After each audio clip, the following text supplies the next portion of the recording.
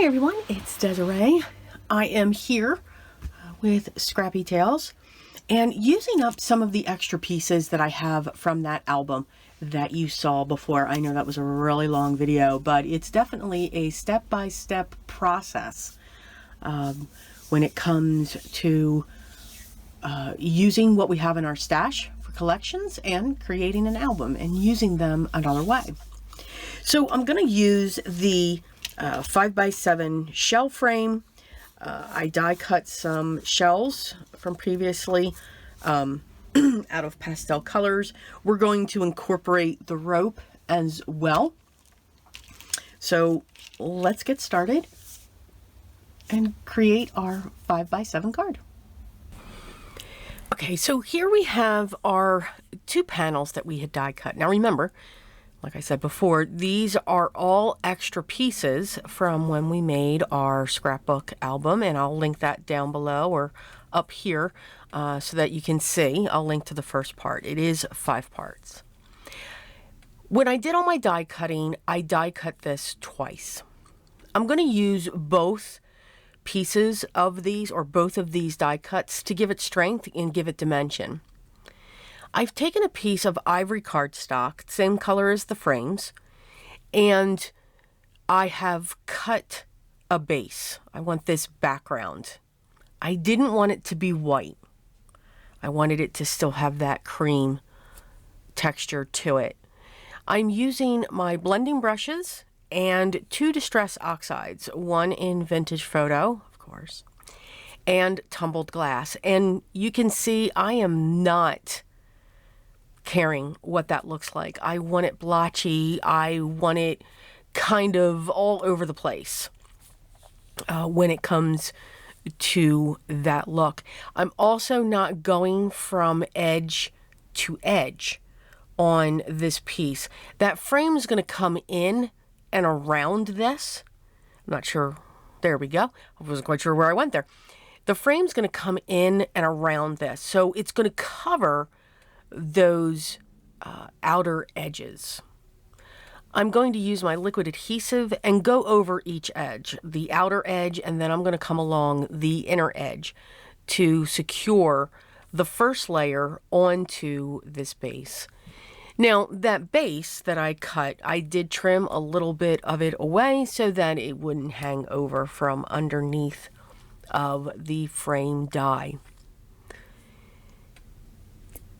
Just making some few other trims, and when I do this, I angle my scissors away from that piece that I'm cutting. I pulled in the 2 rope frame dies that I could have used, and I've just chopped off the knot. And I'm going to have one knot sit at the bottom, and I'm going to have another knot sit along the top.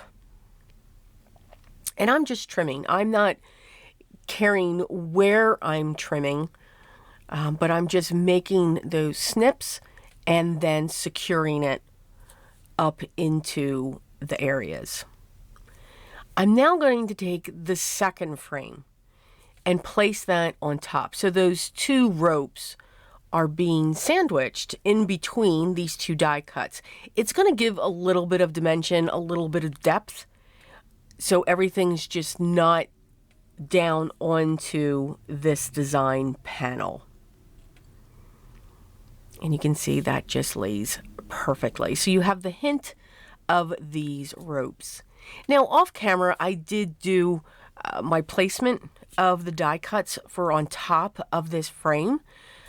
I had die cut them from pastel colors, and I just wanted to make sure that I had a nice mix of all those colors laying around. So to keep them in the areas at which I wanted them, I just used my repositional Scotch tape that removes awesomely from cardstock.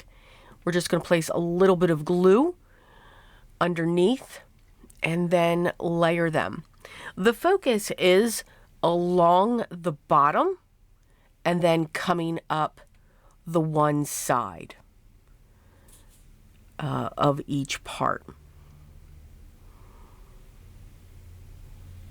Not doing any other ink blending on these. I love the colors and the softness of the cardstock that was chosen.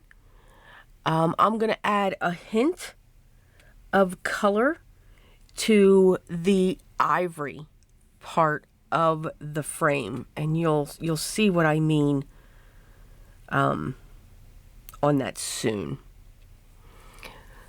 Now I'm just working on the last side. And again, you can certainly die cut this frame from multiple colors of cardstock and cut your shells away from that as well, so that you can cover all of the different shells. And I do apologize, I'm still working on, I'm not quite sure what happened to the camera, but somehow it slipped out so that when I just lightly put something down on my table, we get the earthquake of the included thank you channel. So I do apologize for that. I'm coming in with one of my blending brushes and just a little bit in the center along the edges. I am going to come along the edge of the frame as well and go around the sentiment. I'm also going to bring in a soft blending brush to tone back the white, and it just adds that hint of color to soften that. White, and you all know this, it's very stark. So if you see, whenever you take this soft brush and just brush over it, it adds just that little bit of ink. And if you put it against a piece of white cardstock, you'll really see the difference. But when you put it up onto your panel, it's really, you know, it's not that much of a difference. It's not like how I usually am with my vintage photo. Yes. I'm adding some cut up pieces of my double-sided foam squares. I'll remove the release paper, and then we will set our sentiment and our seagull. And I am having him cross. Yes, you're seeing me remove the sentiment. I want it to cross into the rope and onto the frame. Gives it just a little bit of movement. And then I'm just going to put that down onto our 5x7 card base. And that is our card, using scraps from our scrapbook album that we did earlier, or halfway through the month of July. Hope you enjoyed it. Keep all those die cuts. If you're like me and you don't just cut one, you cut multiples, because you never know when you're going to change your mind. By all means, keep those. You never know when you'll be able to dig into that pot and create a card. At times, that is how I can get inspired, just digging into all of those die cuts to see what can be created.